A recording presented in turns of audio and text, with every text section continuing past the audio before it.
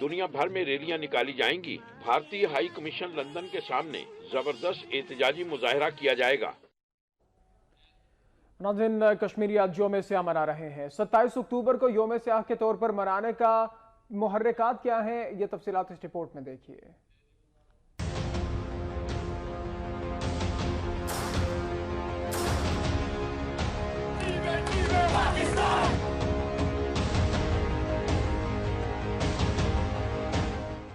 तक़सीम हिंद के कानून की खिलाफ वर्जी करते हुए भारत ने 27 अक्टूबर 1947 को अपने फौजी वादी के कश्मीर में उतारे। कश्मीरियों ने पहले दिन से ही भारत के नाजायज कब्जे को तस्लीम नहीं किया और इस तसल्लुत के खिलाफ जिद्दोजहद शुरू कर दी। 1 जनवरी 1948 को भारत अक़वाम मुत्तहिदा में चला गया। अक़वाम मुत्तहिदा ने जंग बंदी और लोगों की ख्वाहिशात के मुताबिक फैसला करने के लिए वर्ल्ड बॉडी मुकर्रर की। इस कमीशन ने जंग बंदी और सीज फायर लाइन मुकर्रर की, ताहम वादी से भारतीय मुसल्लह अफवाज को नहीं निकाला गया।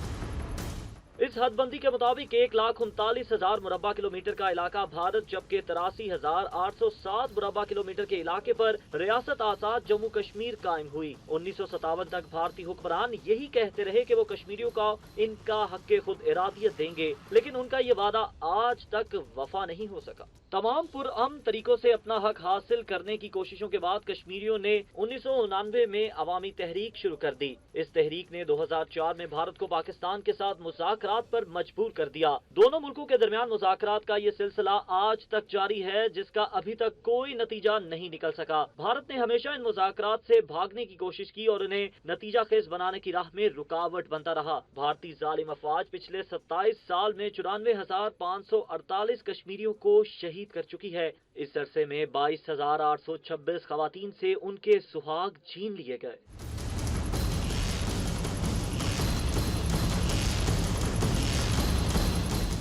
एक 1,07,591 बच्चों को यतीम कर दिया गया, जबकि 10,717 से ज्यादा खवातीन को ज्यादती का निशाना बनाया गया। हजारों कश्मीरी नौजवानों को लापता कर दिया गया और यह सिलसिला आज तक जारी है।